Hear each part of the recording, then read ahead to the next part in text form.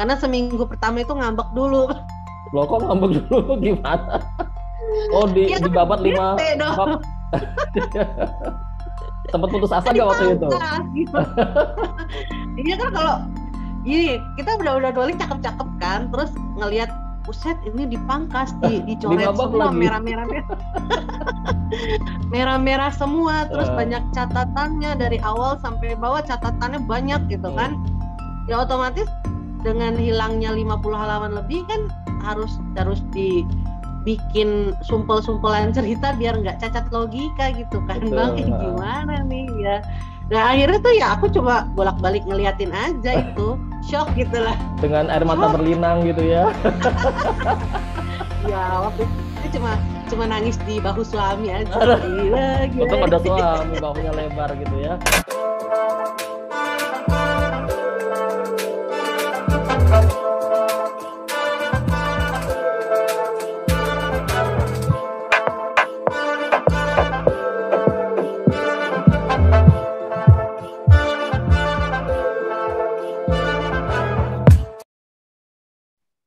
Assalamualaikum warahmatullahi wabarakatuh.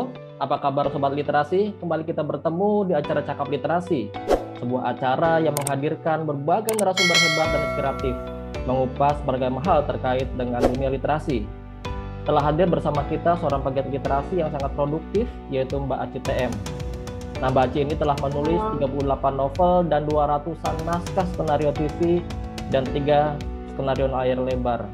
Yang menarik, novelnya ada yang difilmkan, yaitu Insya Allah 1 dan Insya Allah 2. Nah, kita akan menggali informasi kepadanya tentang bagaimana membuat novel yang bisa difilmkan. Apa kabar Mbak Aci? Sehat ya? Halo Bang Willy, Assalamualaikum. Alhamdulillah sehat Bang. Ya, sekarang lagi di Jogja nih ya? Juga sehat ya? Ya, Alhamdulillah sehat. Iya, lagi di Jogja. Lagi sekarang, di rumah mertua indah. Oh, rumah mertua ya.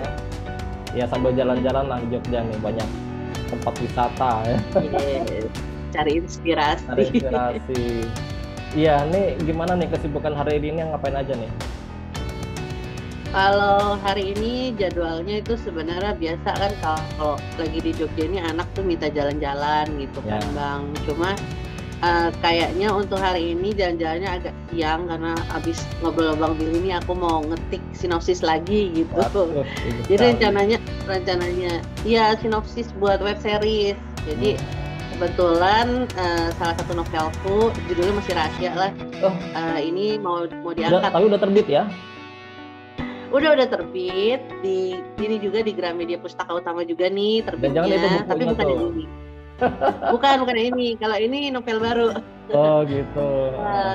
Jadi itu lagi diminta nulis sinopsis web series gitu. Jadi dia mau beli novel aku, beli right novel aku. Tapi karena aku lagi khawatir sama web series saat ini, aku minta aku yang nulis gitu Mbak. Oh, gitu. Oke, boleh beli tapi aku yang nulis ya gitu. Ya untuk sejauh ini sih dia masih proses kita pengajuan sinopsis dulu sih. Pengajuan sinopsis nanti diajukan ke OTT. Ya doain aja Bang, mudah-mudahan di ACC lancar semuanya. Amin. Web seriesnya rencananya ditayangkan di mana? Rencananya sih masih rahasia dulu. Oh, masih rahasia. Oke. Pokoknya kalau nanti kalau udah ngobrol-ngobrol ternyata nggak jadi kan, aduh sedih ya. Soalnya kan pengen juga nih kita di acara ini mengungkapkan sebuah rencana yang akan berlangsung gitu kan ya. Kayaknya enak ya punya acara seperti itu. Oke. Mbak Aci, kita kan ini kan diskusi nih ya, Mbak Aci sudah membuat banyak sekali naskah skenario, terus lagi novelnya ya, Mbak Aci juga sangat produktif. Novelnya Insya Allah Sah itu difilmkan ya, Insya Allah Sah 1 dan 2. Waktu itu ini ya, Panji ya yang jadi salah satu pemerannya ya. Keren sekali. Iya, betul. Pemeran utama. Nah, sebenarnya diniatin nggak sih waktu itu novelnya itu untuk difilmkan itu? Nah, kalau misalkan Insya Allah Sah itu, sebentar Bang, ada intermezzo. Nah, jadi ini ceritanya agak menarik gitu ya Bang ya. Jadi aku tuh kan dari sejak belajar di FLP nih, di Forum Lingkar Pena, kan belajar nulis novel gitu. Udah belajar nulis novel, terus melihatlah banyak senior-senior FLP gitu ya, termasuk Kang Abik yang novelnya diangkat ke layar lebar. Kayaknya tuh, wah sepertinya itu pencapaian tertinggi seorang penulis gitu ya, menurut aku. Kalau menurut yang lain nggak tahu. Jadi aku ngerasa novel-novel aku ini harus masuk ke layar lebar gitu. Jadi setiap aku nulis novel nih, dari mulai novel pertama, novel kedua, ketiga, dan selanjutnya itu aku mau kasih ke produser. Jadi kebetulan kan sebelum novelku terbit, aku nulis skenario dulu kan, nulis skenario, terus novel terbit, dan aku merasa kan punya link lah, udah mulai punya link, aku tawarin. Cuma waktu itu kan namanya masih penulis skenario baru, jadi link aku tuh ya masih sedikit gitu. Aku tawarin novelku, dari mulai novel pertama ditolak, novel kedua ditolak, jadi sampai novel ke, insya Allah saya itu novel ke-21 Bang. 21. Jadi ya, harus melewati 20 novel dulu yang ditolak, baru yang ke-21 baru diterima.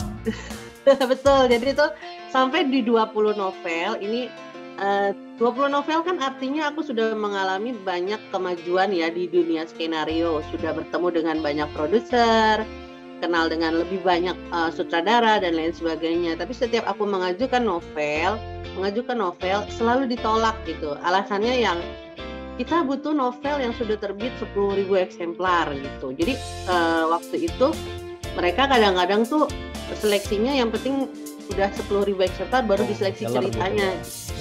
Yang penting bestsellernya tuh harus sampai segitu gitu kan. Nah saat itu ya paling aku cuma cetak ulang sampai 2 kali sampai 3 kali, yang jumlahnya itu belum mendekati 10.000 gitu Bang. Bahkan ada yang sudah 10.000 eksemplar aku tawarkan pun, itu waktu itu judulnya Cloudy. Aku tawarin Cloudy, ternyata ditolak juga dengan alasan ceritanya masih klise lah segala macam.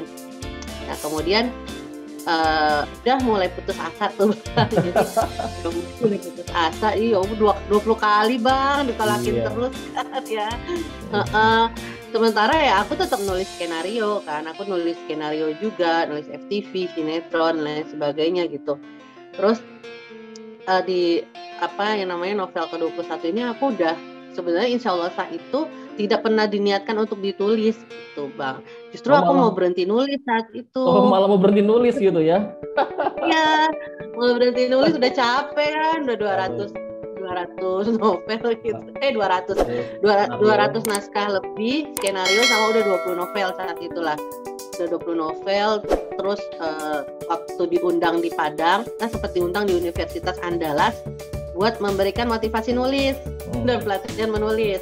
Nah tapi saat aku motivasi mahasiswa tuh sebenarnya hatiku tuh, ya Allah nanti pulang aku mau berhenti nulis ya, udah capek gitu. Malah nggak termotivasi gitu ya?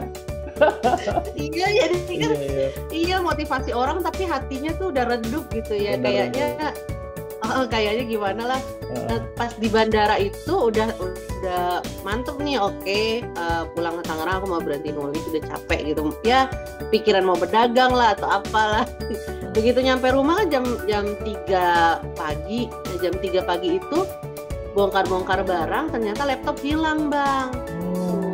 Laptop hilang, terus dengan panik lah kita balik lagi ke bandara tuh jam 3-an, cari-cari laptop gitu. Rupanya laptop ketinggalan di tempat parkir dan kita butuh beberapa kali melewati regulasi lah sampai akhirnya bisa ketemu sama pos satpam yang memang menyelamatkan laptop kita gitu. Jadi sampai diwawancarai dulu, nih beneran nggak laptop punya mbaknya gitu kan. Waktu itu saya bilang iya, ditanya mereknya apa, ininya apa, terus aku bilang dalam laptop itu ada rendang Pak 2 biji gitu. Benar, di dalam tas laptopnya ada rendang. Pikir aku beli rendang di Padang. Kok bisa ketemu rendang sama laptop itu gimana cara? Jadi aku nyelipin, aku beli rendang di warung yang di Padang situ. Terus aku selipin di dalam tas laptop gitu Bang. Jadi aku ingat aku beli rendang gitu. gitu. Akhirnya oke lah, tahu benar ada rendangnya. Dikasih lah laptop itu kan balik. Nah, aku sujud syukur Bang, aku sujud syukur di situ di pos satpam itu karena waktu cari laptop tadi kan waktu hampir nggak ketemu tuh aku minta ya itu sepertiga malam jam 3 malam gitu. Aku minta sama Allah, ya Allah, hamba minta maaf kalau hamba ada niat mau berhenti nulis gitu ya. Karena bakat menulis itu kan dari Allah ya, mungkin betul. Allah yang nggak mau gitu loh kalau aku menyia-nyiakan bakat aku. Dan aku tuh nazar, ya Allah kalau misalnya laptopnya ketemu, aku mau nulis novel Islami lebih banyak, aku bilang gitu kan. Bahkan nggak mau nulis adegan yang aneh-aneh gitu. Itu nazar aku sama Allah waktu itu kalau laptopnya ketemu dan pengen nulis lagi gitu. Jadi kayak semacam ditampar. Iya, ditampar, dijewer gitu sama Allah gitu ya. Iya, kayak ditegur banget gitu sama Allah gitu loh. Ini kamu tuh udah dikasih bakat sama Allah, udah dikasih kemampuan sama Allah untuk nulis gitu kan. Karena kan ya alhamdulillah buat nulis novel itu kayaknya ide tuh ngalir aja gitu, nggak berhenti gitu. Cuma karena nggak difilmkan terus mau berhenti gitu. Ya udah akhirnya aku bernazar seperti itu dan tidak ada niatan lagi. Oke, nanti aku nulis novel Islami, aku nggak mau difilmkan juga nggak apa-apa gitu kan. Karena niat aku itu untuk bayar nazar kepada Allah, gitu Bang. Jadi terus udah lepas gimana tuh? Dimakan bareng nggak tuh? Ya dimakan dong. Gitu. Nah ini benar-benar yang luar biasanya ketika aku udah sampai di rumah jam 4-an itu 4:30-an kan nunggu azan subuh ya nggak tidur lah. Aku buka email itu jam 3.30 dini hari baru itu aku dapat email dari Mbak Hetty Rusli itu chief editornya GPU. Aku nggak pernah ngirim naskah ke GPU karena nggak berani juga ngirim ke sana gitu kan. Terus nggak kenal juga sama beliau, belum kenal. Tapi beliau minta naskah novel Islami kepada aku gitu Bang, lewat email itu. Gitu. Jadi kayak ya Allah baru juga nazar ya. Terus udah diminta sama Gramedia Pustaka Utama gitu untuk nulis novel Islami, Masya Allah. Aku tuh nggak tahu ya. Iya, kayaknya udah dijalankan banget gitu. Ternyata editor di Gramedia itu baca novel-novel Islami aku di penerbit lain. Kemudian mereka tertarik dan menghubungi aku lewat email gitu. Dan menghubunginya itu tepat waktunya dengan waktu aku nazar gitu Bang. Sama Allah pengen bikin novel Islami gitu. Nah, dengan saat itu aku bikin novel Islami lagi, insya Allah sah itu udah nggak ada keinginan. Jadi kalau sebelumnya tuh nulis novel Islam itu udah ada keinginan difilmkan gitu kan, naik layar lebar. Nah, kalau yang insya Allah sah ini yang benar-benar yang untuk ya udahlah ini kan nazar gitu kan, dan mau nulis yang sebaik-baiknya, kalau nggak difilmkan nggak apa-apa gitu, udah nggak ngarep difilmkan. Tapi justru pas launching juga ini aku ngundang anak yatim 20 atau 30 anak yatim gitu. Kita santunin gitu, aku santunin anak-anak yatim itu, dan Masya Allah setelah launching dikabarkan kalau produser itu mau beli right novel insya Allah sah Bang. Padahal itu belum dijual Bang. Belum ketahuan 10.000 eksemplar terjual apa enggak, langsung gitu ya. Iya benar-benar. Makanya kalau misalkan ditanya gimana sih Mbak Aci gitu, itu aku memberitahukan bahwa itu kasih sayang Allah dulu gitu ya Bang ya. Memang teknisnya itu adalah novel Insya Allah sah memang aku tulis secara filmis gitu. Jadi aku tulis visualnya dapet, tellingnya dapet gitu. Dan memang itu adalah salah satu novel novel belajar, novel yang baru lah, karena kan ketika masuk ke Gramedia Pustaka Utama aku dapat pemahaman baru kayak dididik gitu loh. Ini Mbak Aci harusnya seperti ini. Jadi banyak revisi lah dari gitu ya. Ya dalam proses kepenulisannya aku mendapatkan pendidikan baru gitu ya, insight baru dari Gramedia, dan itu memperbaiki tulisan aku gitu Bang di novel ke-21 ini. Jadi aku kayak mendapatkan ilmu baru Sehingga naskah aku ini yang insya Allah sah direvisi sampai 3 kali waktu itu. 3 kali. Direvisi sampai 3 kali. Ya, itu hal yang belum pernah aku lakukan selama ini kalau di novel. Palingnya direvisinya hanya revisi tipis-tipis lah. Kira-kira waktu itu apa yang membuat produser gitu ya? Selain mungkin tadi dibuat filmis gitu ya. Apa yang membuat produser itu tiba-tiba orang belum ketahuan laku apa enggak, tiba-tiba langsung dibeli lisensinya untuk difilmkan gitu. Dan memang ternyata kan juga bagus kan rate-nya kan di bioskop itu ya. Ya, alhamdulillah Bang. Jadi itu kayak saat itu memang kayak kebutuhan gitu ya dari sutradara. Dia butuh, ini sih dari ceritanya Mbak Hetty ya gitu. Produser itu butuh novel ciklit Islami gitu. Saat itu aku tuh lagi pengen produksi gitu. Kita lagi butuh produksi nih novel ciklit yang komedi gitu, Islami yang komedi gitu Bang. Nah, kan waktu itu kan jarang banget ada novel-novel yang kayak gitu. Dan Insya Allah Sah ini juga masih pilot projectnya Gramedia waktu itu buat bikin novel ciklit tapi dengan unsur-unsur Islami, karena kan waktu itu ciklit aja gitu, nggak ada Islaminya gitu. Nah baru yang novel Insya Allah Sah yang baru di kayak pilot project kayak gitu. Jadi produsernya dikasih premis, ini ceritanya begini gitu. Dan banyak yang dia nggak mau gitu. Dan ketika dikasih premis Insya Allah Sah, dia tertarik karena premisnya tuh bagus, Bang. Premisnya bagus, sinopsisnya bagus. Nah ini jadi untuk ngajuin novel ke Gramedia itu kan kita diminta untuk menulis sinopsis gitu Bang. Sama sih kayak misalnya ke lain gitu penerbit Andi waktu itu ya. Ya kayak aku ke penerbit Andi, ke Al-Kausar, ke Mizan, ke Salsabil, ke Erlangga, itu semuanya kalau kita mengajukan novel emang minta sinopsis gitu Bang.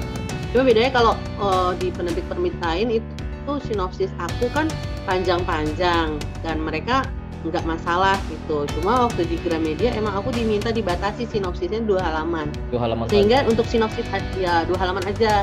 Jadi untuk sinopsis aja itu aku ngerevisi tuh sampai 3 kali juga untuk sinopsis. Nah, sehingga sinopsis itu benar-benar yang padat gitu, bernas gitu kan dari awal sampai akhir. Nah ini sinopsis kan kadang-kadang kalau nulisnya digantung gitu ya, jadi nggak mau memberitahukan endingnya seperti apa gitu. Sebenarnya kalau sinopsis novel itu ke pengajuan ke penerbit itu sampai ending gitu, sampai benar-benar penyelesaian naskah dari awal sampai akhir. Nah ini yang aku sampaikan ke Gramedia dan Gramedia menyampaikan ke produser tersebut gitu Bang.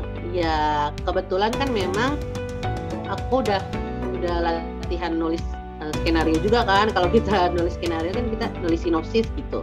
Jadi aku ya latihan lagi di situ nulis sinopsis novel yang padat gitu, tapi lebih mirip-mirip fit ke skrip gitu loh Bang, ke skenario. Kan setelah selesai sinopsisnya disetujui, lalu bikin novel kan ya? Iya. Naskah novel itu berapa lama selesai? 3 bulan nih Bang. 3 bulan aja? Iya. Itu udah selesai naskahnya apa udah sama editing juga? Naskah doang. Naskahnya aja 3 bulan. Jadi benar-benar kan kalau misalnya sehari kita hitungannya kan 3 bulan itu 150 hari ya kan. Jadi sehari itu minimal 1 halaman. 3 bulan jadi 150 halaman minimal kan Bang. Nah Insya Allah saat itu 250 halaman. Berarti dalam sehari berapa itu bikinnya tuh? Berapa halaman tuh? Ya kalau dalam sehari ya kalau lagi ngebut bisa 10 halaman ya. Kalau lagi nggak mood bisa 1 halaman gitu. Jadi totalnya 3 bulan 250 halaman. Tapi dipangkas Bang. Oh dipangkas. Jadi berapa? Dari 250 halaman itu ada 5 bab yang dibuang. 5 bab deh. Jadi satu bab itu terdiri dari 10 halaman sampai 15. Itu dibuang 5 bab. Jadi tersisa 190-an halaman. Itu. Tapi 5 bab itu harus diganti lagi kan, berarti kalau dipotong 5 bab jomplang ceritanya kan. Iya, ada betul. Yang kepotong-potong kan. Gitu. Jadi aku harus mengulang lagi tuh dari awal, ada bab-bab yang disesuaikan, ada bab yang ditambah lagi babnya. Jadi totalnya 220 halaman gitu. Jadi dengan dipangkas sekitar 5 bab, aku harus bikin penyesuaian cerita lagi. Wah, itu kan menyesuaikannya dari awal sampai akhir lumayan itu. Dan itu bab awal, tengah atau akhir itu yang dihapus itu? Itu random Bang, jadi random lagi. Di bab awal random, pokoknya totalnya 5 bab gitu loh. Jadi kan harus, waduh ini kan bagian yang penting gitu, yang menurut aku ini bagian penting, tapi menurut editornya itu terlalu bertele-tele. Bertele-telenya itu bisa 1 bab gitu. Itu lumayan mikir aku, ya ampun gimana ya gitu. Tapi karena aku udah nazar gitu ya, dan nazar sama Allah pengen nerbitin novel Islami lebih banyak, dan dapet ibaratnya kan di order ya dari GPU gitu.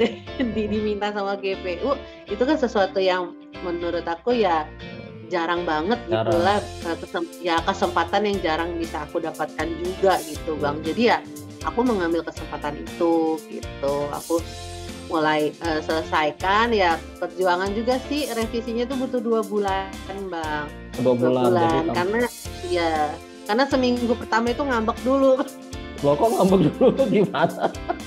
Oh dibabat 5 bab. Sempat putus asa gak waktu itu? Gitu. Iya kan, kalau gini kita udah nulis cakep-cakep kan, terus ngelihat buset ini dipangkas, dicoret semua merah-merah. Merah-merah semua, terus banyak catatannya dari awal sampai bawah, catatannya banyak gitu kan. Ya otomatis dengan hilangnya 50 halaman lebih kan harus dibikin sumpel-sumpelan cerita biar nggak cacat logika gitu kan. Betul, Bang, gimana nih ya. Nah akhirnya tuh ya aku coba bolak-balik ngeliatin aja itu, shock gitu lah. Dengan air mata berlinang gitu ya. Ya waktu itu cuma nangis di bahu suami aja. Untung ada suami, bahunya lebar gitu ya. Ada berapa bab waktu itu? 5 bab dihapus, waktu itu totalnya ada berapa bab? Totalnya 21 bab. 21, berarti sisa 16 gitu ya. Nah tapi berhasil kan ya, 2 bulan bikin baru lagi, lalu masuk ke tahap editing juga kan ya? Dan waktu itu alhamdulillah ya, lancar ya.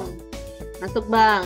Jadi revisinya itu udah revisi sekali kan, revisi besar, setengah merombak. Revisi kedua ya revisi kecil-kecilan lah, misalnya kayak ada ketidak konsistenan antara penyebutan nama kayak gitu kan. Jadi sedetail itu, kayak di bab 1 nyebutnya Mas, di bab kedua nyebutnya Pak, di bab ketiga Mas lagi, kayak gitu-gitulah. Yang lebih detail. Jadi harus ada konsistensi kayak gitu kan. Apalagi novel itu kan panjang ya. Terus kita 210 halaman dan harus konsisten, ada logika cerita yang agak kurang ini sedikit, harus diperbaiki kayak gitu Bang. Sampai revisi yang ketiga itu lebih ke EYD sih. Revisi ketiga lebih ke PUEB-nya. Baru diedit sama editor. Iya. Nah, waktu itu udah selesai diedit, terus langsung dicetak gitu ya? Itu cepet banget Bang prosesnya.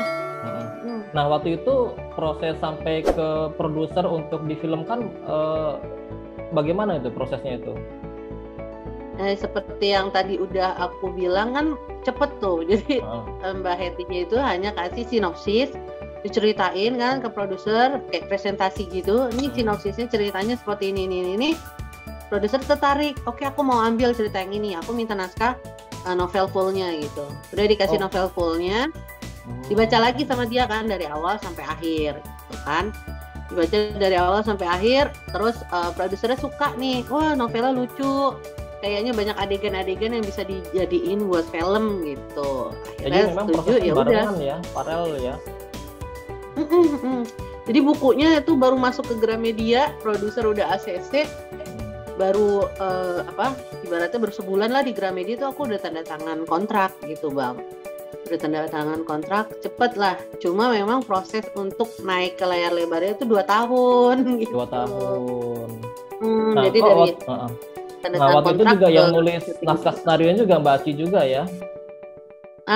Waktu itu kan bukan saya Bang, jadi kalau misalnya di film layar lebar itu mereka biasanya tuh memakai penulis skenario lain gitu dengan alasannya supaya tidak ada apa sih, kan kalau penulis novel kita nulis skenario tuh pindah wahana, itu biasanya penulis novel masih ngerasa sayang gitu Bang. Oh iya. Tuh, Gitu ya. padahal kan kalau udah pindah wahana ya, pindah wahana antara novel ke film itu kan udah beda gitu ya, udah nggak bisa disamain nih adegan-adegannya segala macam, itu udah nggak bisa disamain, ya harus disesuaikan dengan wahana baru film gitu kan, durasinya segala macam tuh. Akhirnya ya karena aku nggak bisa ngelepasin juga, akhirnya pakai penulis skenario lain gitu. Itu juga penulis skenario sampai ganti 2 kali sampai akhirnya dapat penulis skenario yang sekarang gitu Yang Bang. Nah biasanya kan antara novel sama film beda ya. Nah Betul. Mbak Ati sendiri lihat nggak antara novel yang ditulis yang diterbitkan dengan film yang ditayangkan ada perbedaan jauh nggak?